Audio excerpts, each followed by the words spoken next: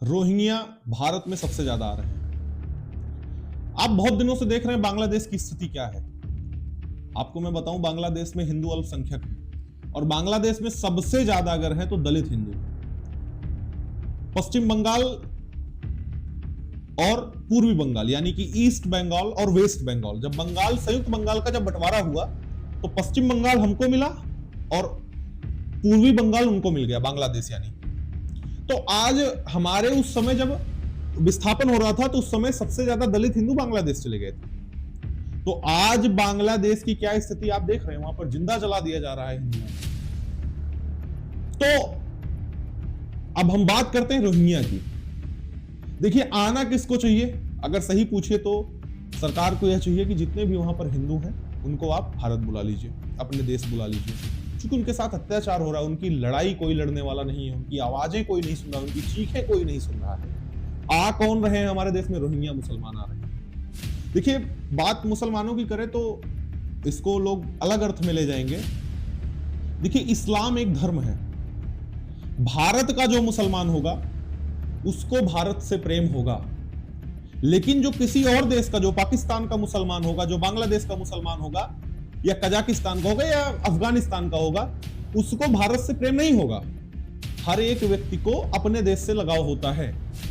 तो यहां पर बात मुसलमानों की नहीं है, यहां पर वो बांग्लादेश के जो मुसलमान हैं जो भारत में आ रहे हैं वो भारत को पीछे ढकेलने का काम कर रहे हैं, भारत की जनता को नुकसान पहुंचाने का कार्य कर रहे हैं। तो आज रोहिंग्या सबसे ज्यादा भारतवर्ष में आ रहे हैं। आपको पता है पश्चिम बंगाल में ममता बनर्जी की सरकार है, जहां पर खुलेआम ममता बनर्जी अपने वोट बैंक के लिए, इतने करप्ट नेता हैं आप सोचिए भारतवर्ष के, इतने गिरे हुए नेता हैं जो अपने वोट बैंक के लिए भारतवर्ष के राष्ट्र हित को ना देखते हुए वो खुलेआम रोहिंग्या को बुला रहे हैं और पूरे देश में आज रोहिंग्या फैल गए हैं।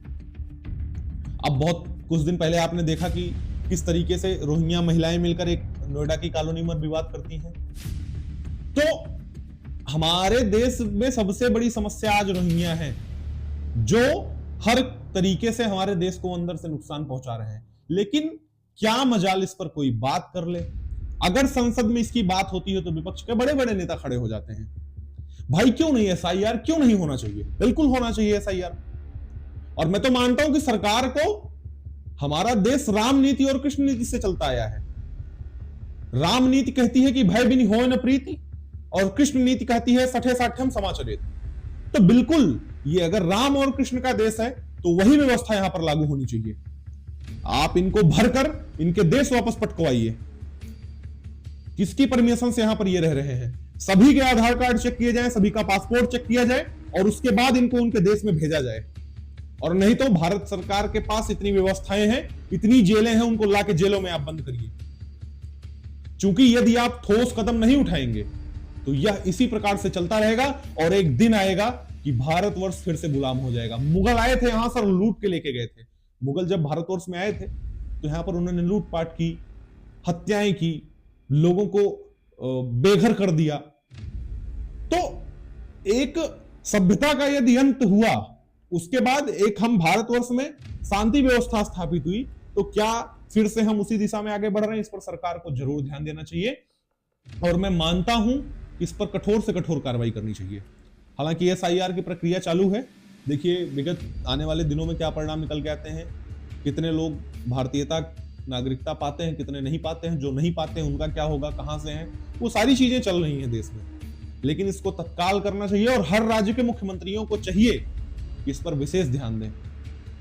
बस आज के लिए इतना ही। आप सब अपनी राय कमेंट सेक्शन में जरूर दीजिएगा। फिर मिलते हैं अगले वीडियो में, तब तक के लिए नमस्कार, धन्यवाद।